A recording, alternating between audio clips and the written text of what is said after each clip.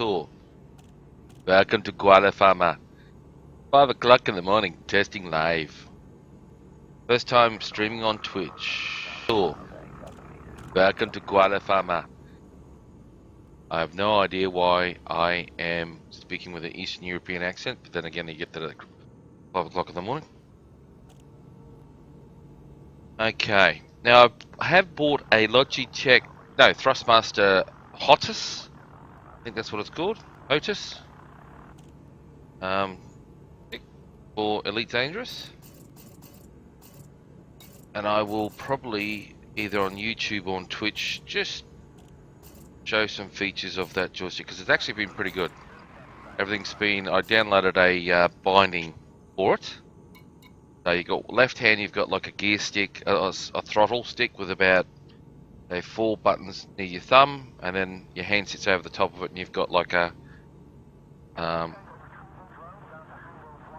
several more buttons like that. And there's a couple more buttons on the thing, and then you've got a joystick in your right hand with multiple buttons and 8 hat switch and all the rest of it, and everything's like multi-geared up and linked in. So if there's anyone joining in, I think there's 1 or 2 viewers. Not sure how you found me, but as I like to say in my country, get it up, yeah. So, technical term, very technical. Now, I'm trying to work out the difference here between Twitch and YouTube. Is that there's a Sydney server with Twitch, and I think with YouTube it streams straight to America. I don't realise there is a server here in Australia. I could be wrong. But anyway, let me just stop talking. I've just bought a couple of range of more ships, and I've just put up a video how to get your Federation rank from. Went from cadet, I think it was in Easter, from cadet. I was cadet level, federal rank cadet, and the space of probably about 6 to 8 hours gameplay time, spread over several days, I got up to Rear Admiral, which allowed me to buy the Federal Corvette. Of course, I went to a system where you get the 15% discount, so instead of paying 180 million for it, I paid 159. So I just bought a Diamondback Explorer.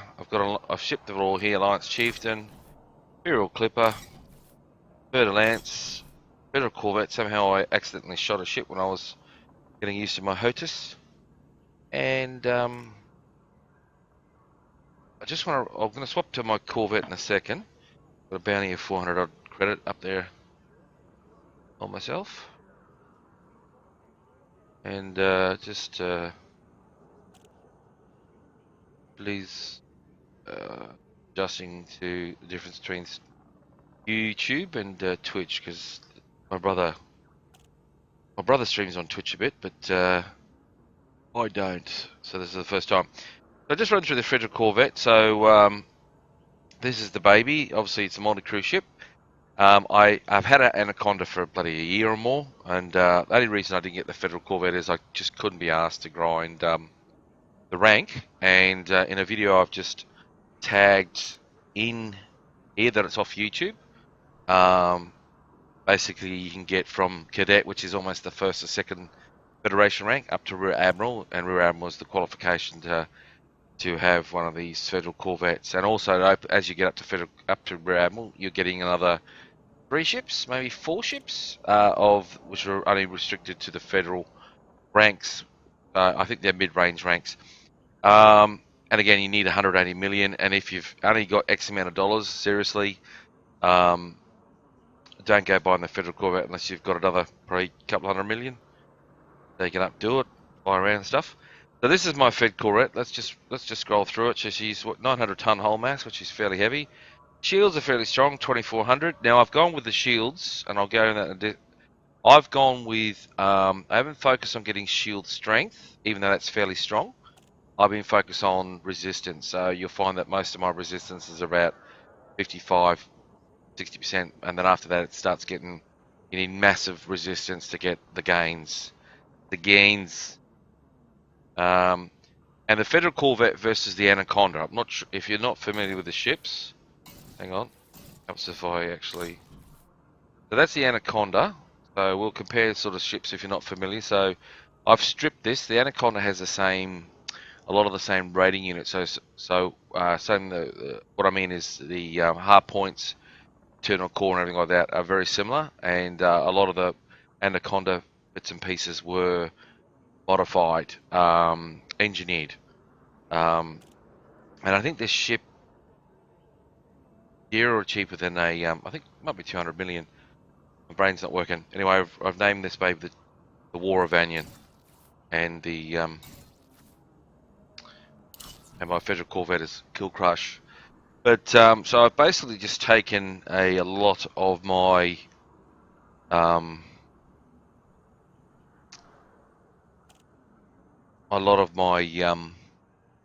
modified and engineered equipment off the Anaconda and put it on my federal corvette, which is just fairly new.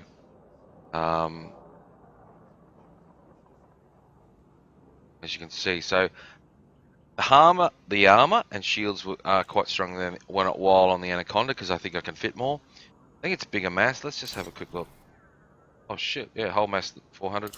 Then again, this has got a lot more on it, 900 tons. The Anaconda is a great trading ship. It's a great jump ship. It's got huge range.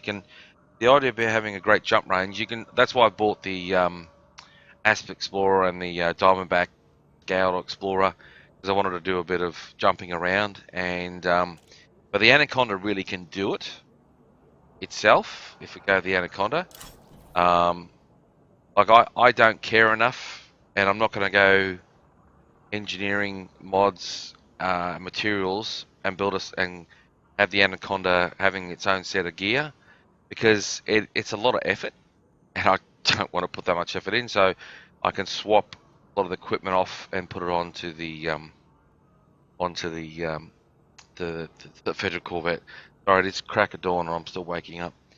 And the idea behind this particular ship, the Anaconda, is that you're not meant to be fully A rated to get the best jump range. You will need some core components to be A grade if you're looking for pure jump range. So you can turn the Anaconda into a Jumperconda. It's quite common. You can Google it, and you'll find Jumperconda configurations, which are pretty heavily modified FSD drives, and everything else is like stripped down light. You're always going to compromise if you want the jump distance and stuff like that. So it's up to you. But just go back to the Federal Corvette. The difference between the Anaconda and the Federal Corvette I've found is both are great at PvE, I should say. The way I play the Anaconda, I've turned it into basically a turreted death ship, and I would go into the massacre missions, and I have a thrust button that when I hit, instead of thrusting forward, I thrust backwards.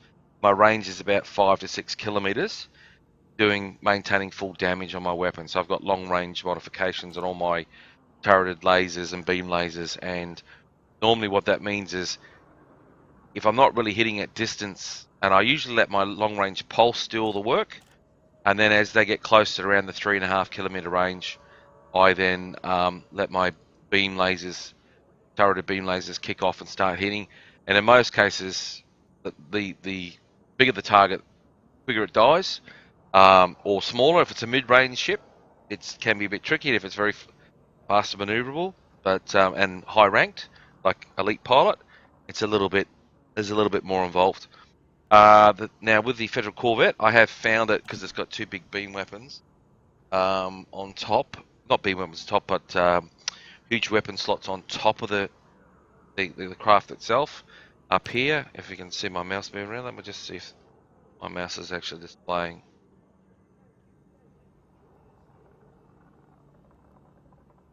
Yeah, it is actually. There we go. I just wanted to see. So on the Federal Corvette, you've got two huge weapon slots at the back, and I think you've got a couple of versions here, and then there's one underneath, a large one, and pretty much you kill it. It's got a real quick big punch factor and all the rest of it. Apparently, the Federal Corvette's great for PvP, but I haven't really had much exposure to PvP because some games are not really customized or designed for it. Sometimes you can find it can be over really quickly, or it's just you cheese it, or there's a meta to it which is not compatible for the rest of the game, or I can't be asked. But I honestly haven't met that many players. To be honest with you, got no cargo capacity. I'm running with 2 large long-range modified engineered beam lasers, thermal vent in one, and for whatever reason I didn't put anything on the other one. I got thermal vent on the large, which is, and again, so they're gimbaled on top, and the rest are all turreted. So basically, and they're all long range. And I didn't realise I had a 3rd beam laser. Actually, I'm going to check where that is because I don't think I see that beam laser go off much. But anyway, and as I said, with the shield bank cells, I've actually got a few. Jesus Christ. I might change that, and they are modified to just boot up quicker. I'll just double check that, but just due to the size of the Federal Corvette, it allows me. I filled it up. I could have instead of that, I could have been putting module or armor protection, whole armor in there as well. But I don't need that if my shields don't. Now with the utility mounts, I've gone with a range of boosters and 1 heat sink launcher just in case I get a bit hot. And the boosters are basically a combination of heavy duty. I think there's 3 heavy duties, and the rest are like resistant based boosters, which bring up my average resistance to say thermal and other stuff to 50 to 65%. You can concentrate on just pure heavy duty, which means your shield strength will be, could be double that. But like anything, resistance is going to give you those resistance. So if someone's hitting you with 1,000 points of damage and you're getting 60% resisted to it, not too bad, versus having twice the armor strength, but you're taking full damage from hits. So it's I probably think it evens itself out, but you'd have to test it yourself. Again, I've only got so much time, and I'm not going to go farming materials and engineer and have multiple parts. I've had more time, so that's all good. I've gone with a BioWeave shield generator. Again, this is based on the principle of resistance and the fact that BioWeave recharge quicker instead of a normal shield generator, or there's I think prismatic ones, but the normal shield generators they're a lot stronger, but they have a slower recharge time, and that's fine because I've got, as said here, the shield cell banks, which if shields get low, I just pump them up. I've got an trained up elite fighter pilot who I bought for 10k and trained him up to elite. It didn't take that long.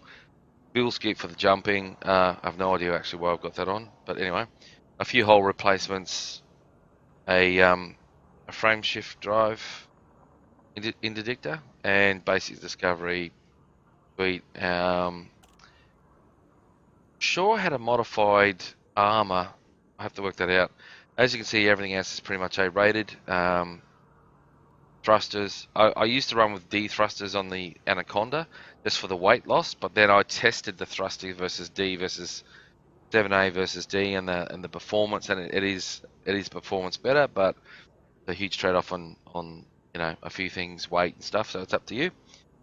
Sensors. I've got a modified sensors on the Anaconda where I've made it lighter, and it's I think just wider. Might swap that out just to test it out. Docking computer because, well, why not? And Predator Red. Oh, the ship's Predator Red. So what we'll do is I'll just jump in the Anaconda because I want to take the one equipment off, I think.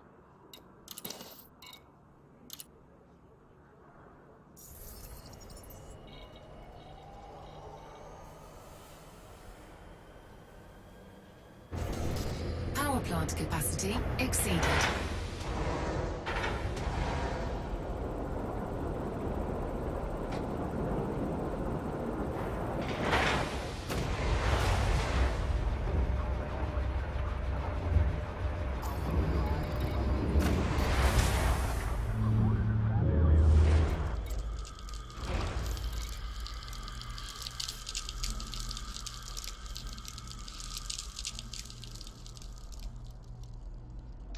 Now you can see the ship's frosting up for whatever reason. I'm not sure why it's doing that.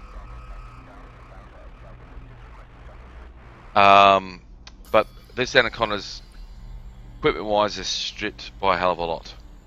A lot of the main bits and pieces have been stripped out. So, show what I mean.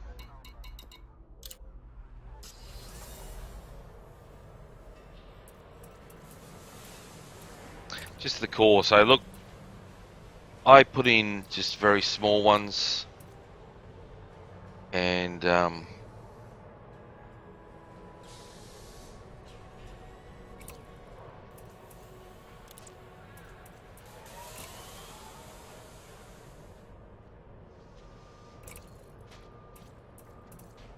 modification.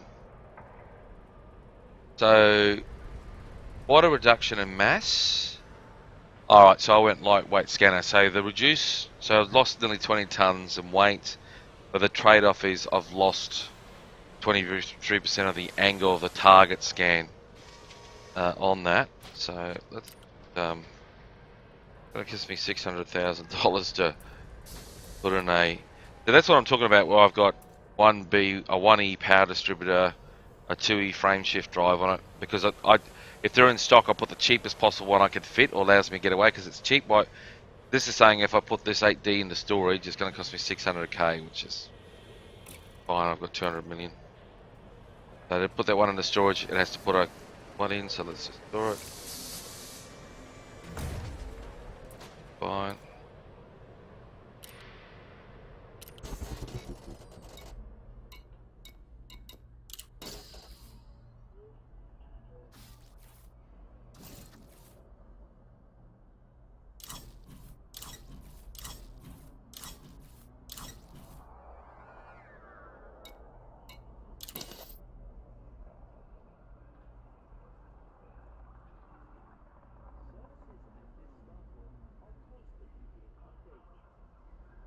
Jesus.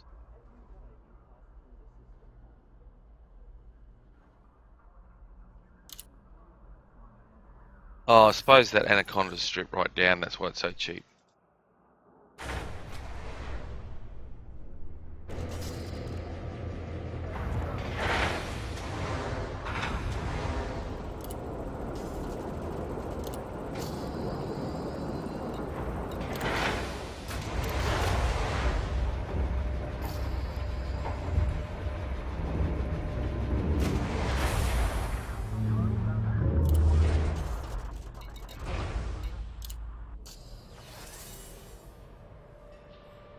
So there you can see the two huge at the back. I'm just going to check the hard points here.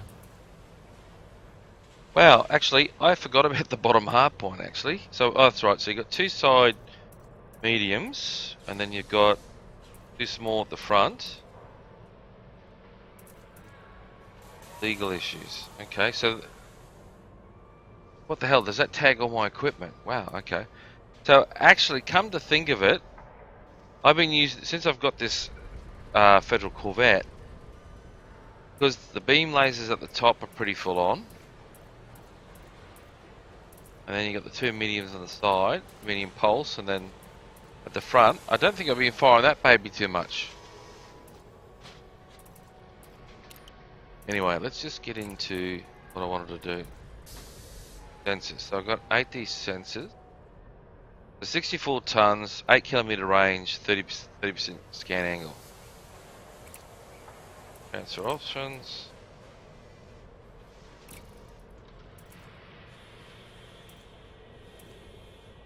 Oh, I didn't have to spend. That's a bit rude. Didn't need to spend 600,000. So here we go.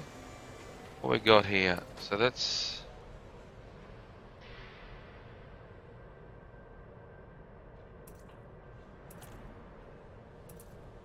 To increase her jump range by a considerable amount.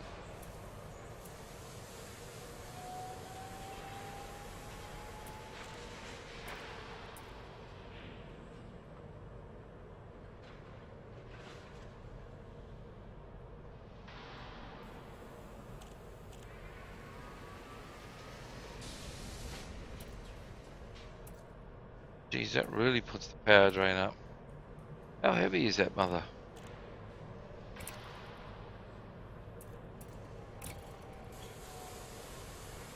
Wow, so that's what I'm talking about. Look at the... Oh, Jesus, I spent a lot of money on that. 25 million. So that's 163 tons. So you can see I've gone with a wide angle scanner, so that's gone from a 30% angle up to near enough 80, which is massive. But it's dropped off the... This means that it's wider and it's scanning. I'm just gonna change that to the ship.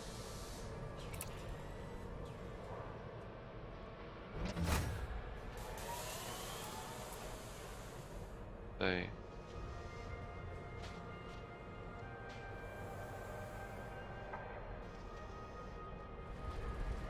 I'll go with that, seeing how I've got, not realising I've had 3 grade 8 sensors sitting there.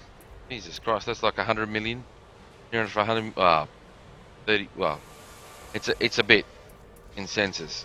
Okay.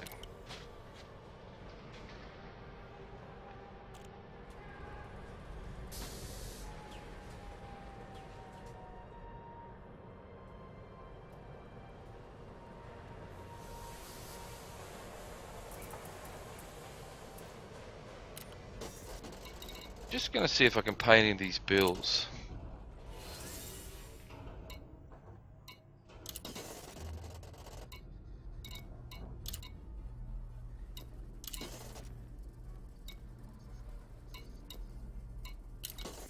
Alright, whenever you swap your ship, especially if it's a ship with a fighter, you need to...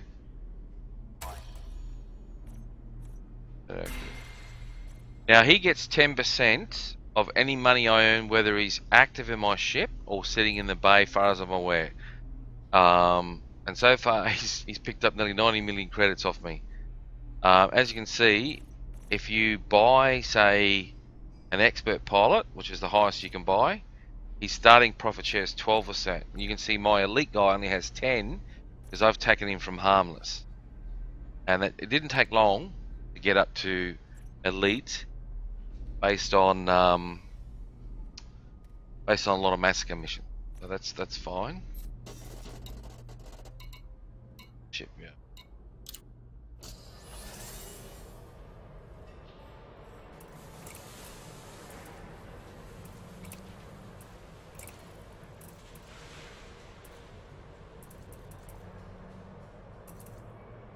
Oh, Taipans. No, I don't want Taipan.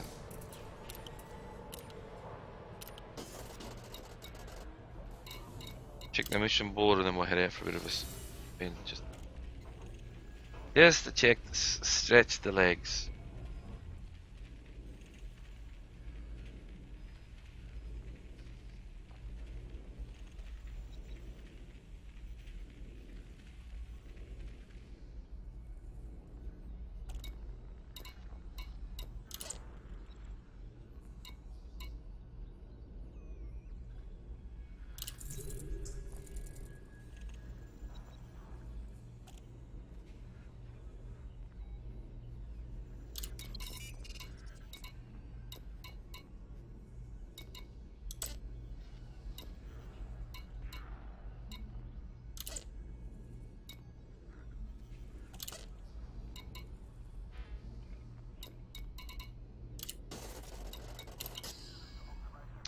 Alright.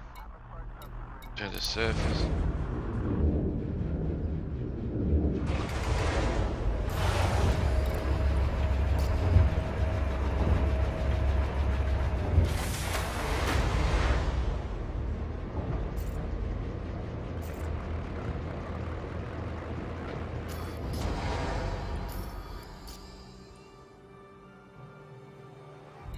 This is Stargate. Ensure you complete all the procedures within your... Landing coupler retracted. Regulate your speed when exiting the docking bay.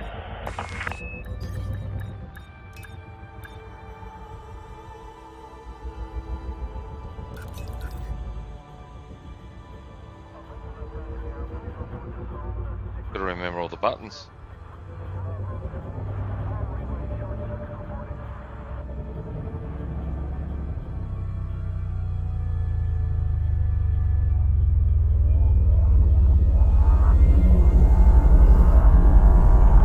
Landing gear retracted.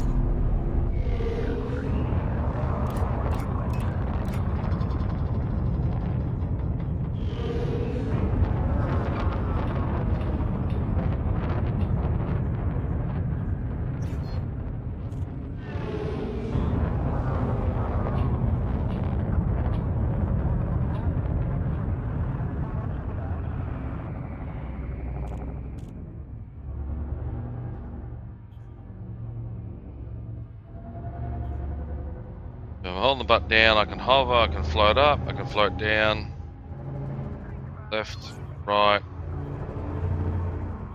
press backwards.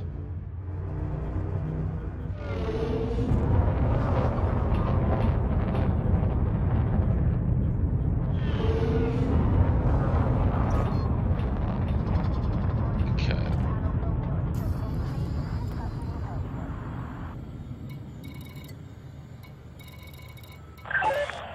All clear. We look forward to your return, Commander.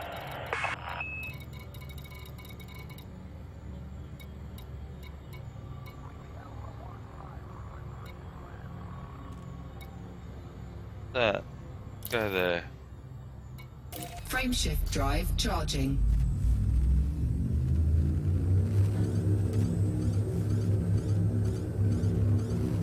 Ready to engage.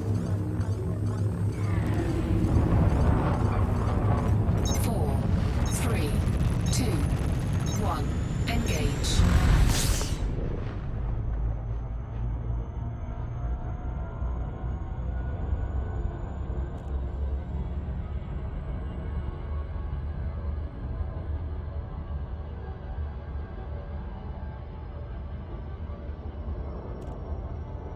Yeah, so I haven't played for well, working 17-hour days sort of catches up with me, but I've played for a little bit.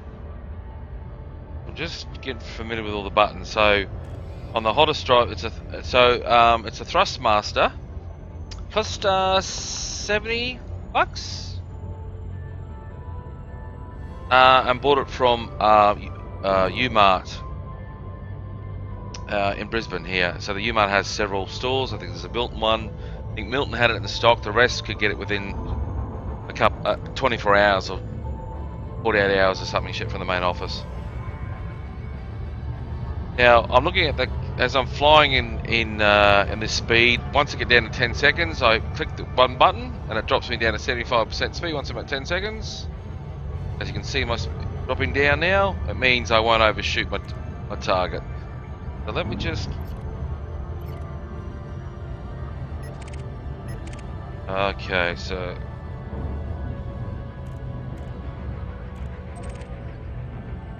Alright, so this is a asteroid base. So this... I've been wanting to check one of those ones out, so...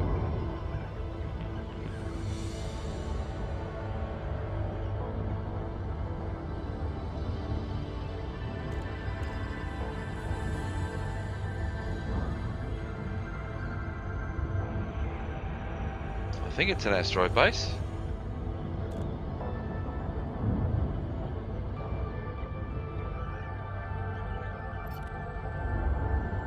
Cycling through my weapons. Actually, I will... Dropping out a... here we go. Crew Dynamics, Kilo India. Lima, this is an Alliance station. Please comply with STARCOM regulations at all times.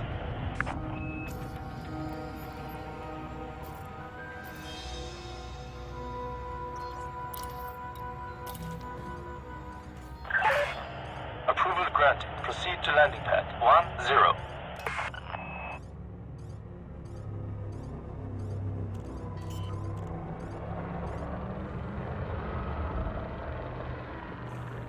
10. Landing gear deployed. Initiating auto-docking sequence.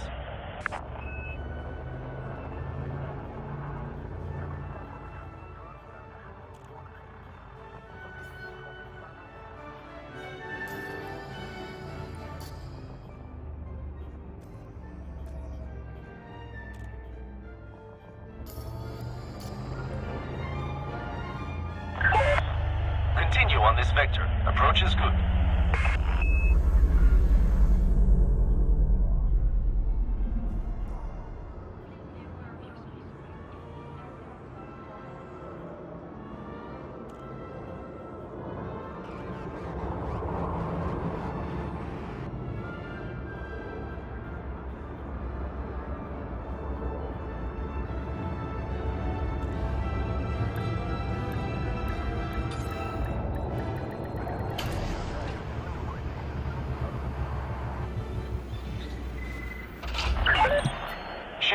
Pad restraints engaged.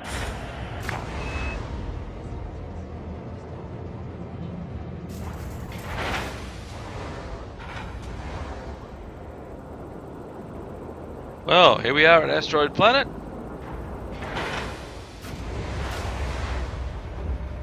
Asteroid Planet? More like planet, but base at an asteroid.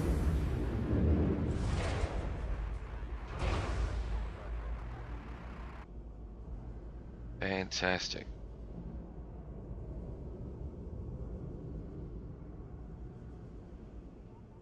Actually got to remember all the hotkeys. So, on the Thrustmaster, yeah, so bought it from Umart here at Brisbane. So obviously, wherever you're located, you can find it. It was about $70 Australian, if my memory's correct, because a joystick's decent joysticks, $50 through to $70.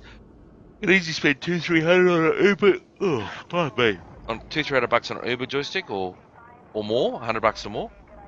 And as I said, the Thrustmaster. Where's the box? Oh god. So I'll get the box here. It's near my desk. God.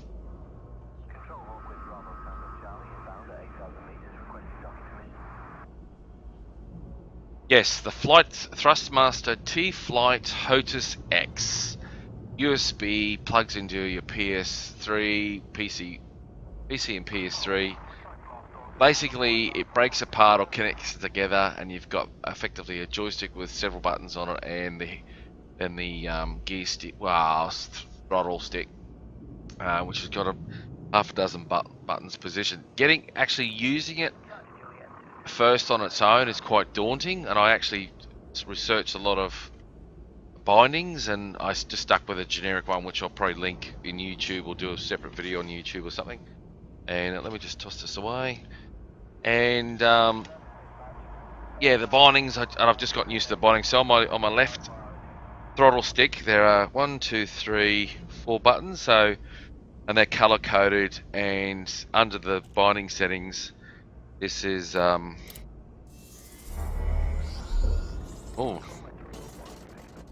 that seemed different.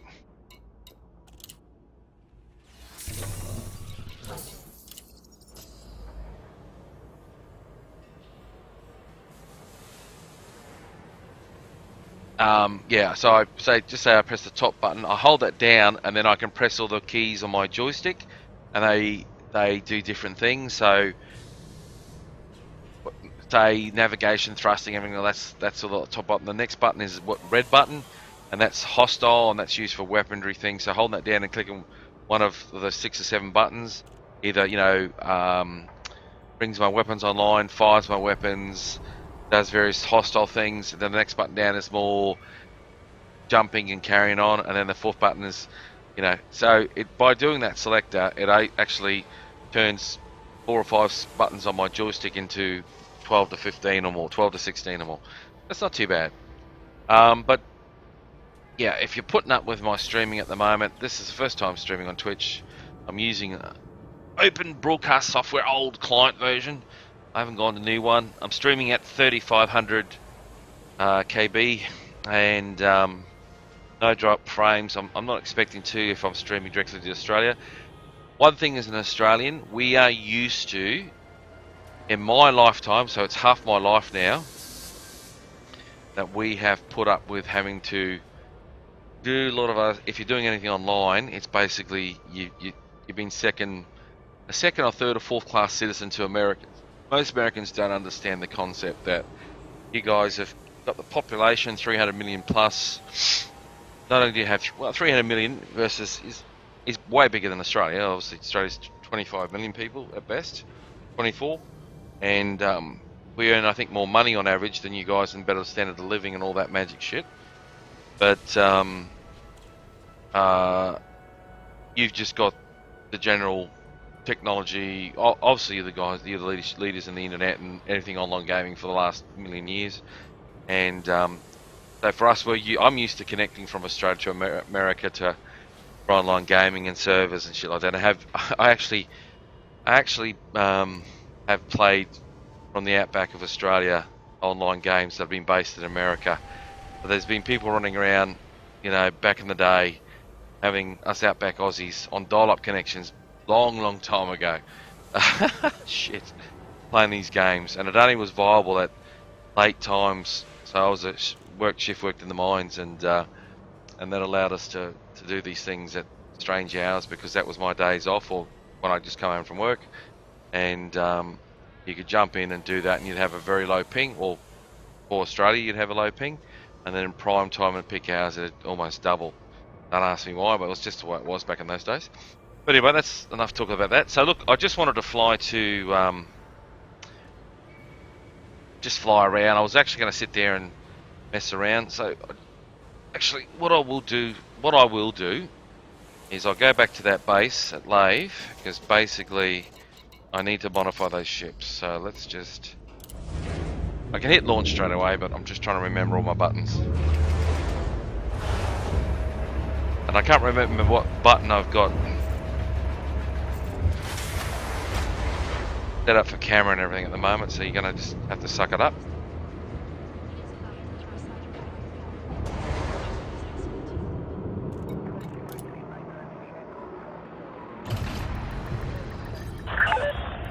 Landing coupler deactivated. Be wary of traffic on your way out.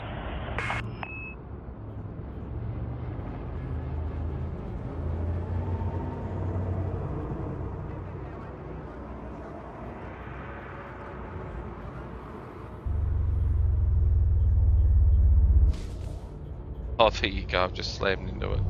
About the turbo thrust. Landing gear retracted.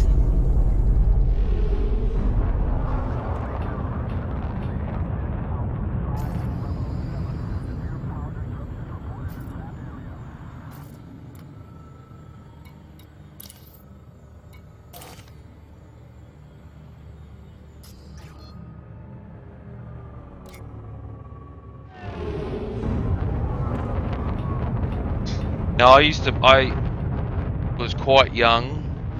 I don't remember how young I was. Growing up in the bush in that. Your way is clear. Good luck, Commander. Cargo scoop deployed. Cargo scoop retracted. Frameshift drive charging. 4, 3, 2, 1. Engage. I played the original, Elite on the Commodore 64 when I was, but we were several years behind everyone else when these things come out. So I played one of the original Elites and played it on the Amiga back in the day. And then we're going to just slow down to 75%. But Lave in this area is the game you originally played back in those days. You started in this area. And it's mostly imagination. The novel, the manual and everything for this game was phenomenal. And as a teenager, just growing up in the middle of nowhere, it was just like imagination run wild.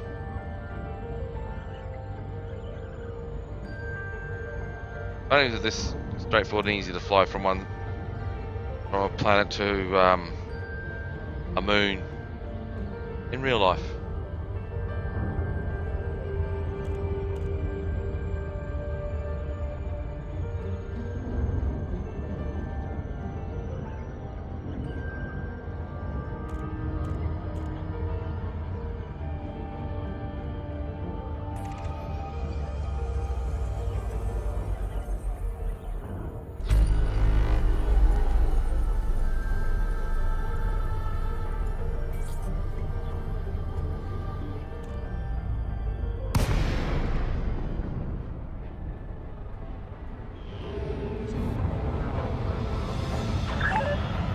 Dynamics Kilo India Lima.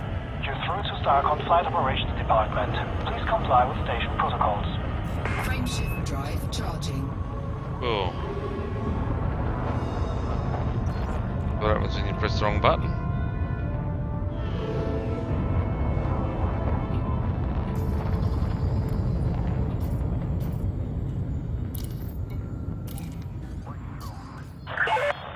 Please conform to aligned protocols.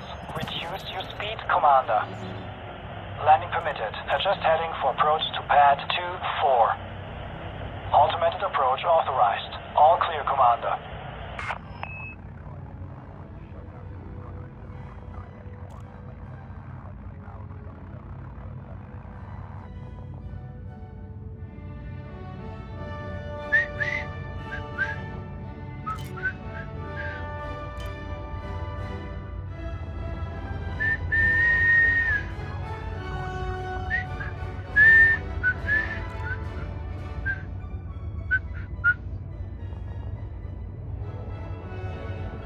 Scan detected.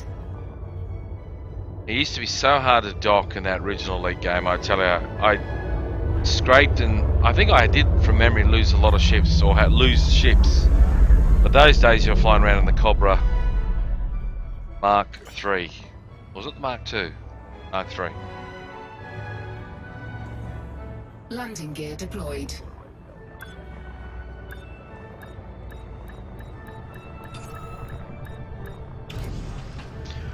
Alright.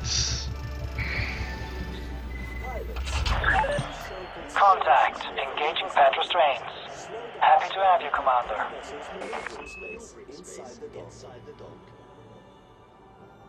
Alright, well look, it's just a bit Elite Dangerous. It is a sexy looking game. It is a game that's involved. I think it's a game that should have be smaller than it is. Sounds ridiculous, but it's vast, and there's billions and billions and billions of imaginary cities and civilizations of humanity all over the place. Personally, what I would have done with this... Thanks, mate. For this game is restricted the space and made this game at the start and give it like a community goal that, you know, you got... I know that's against the grain of the game. You had what you call hyperspace jumps between planets and cities and stuff. But I think this version should have had like hyperspace gateways. So there was more interaction with human players, and there was central locations. And at the start of the game, maybe for the first X amount of period, we were restricted to go through all those gateways, and so there's a constant place to go and players to go, and there's could be battles of things and shit like that, and there's more interaction, because at the moment you could just spread out so far seeing players. You can see them on your map, but it's, you know, yeah, I'm shrugging at you like you can see me, but anyway, all good. Anyway, this is just a Twitch stream just setting out. It actually looks like it's even better than, way better than YouTube in the quality wise. I think it's because for me it's a local Australian based and not so bad. So anyway, I'm going to stop it here and then review how everything looks, and if I don't see you through the week, I'll see you through the window, and it's good night from him and it's good night from me.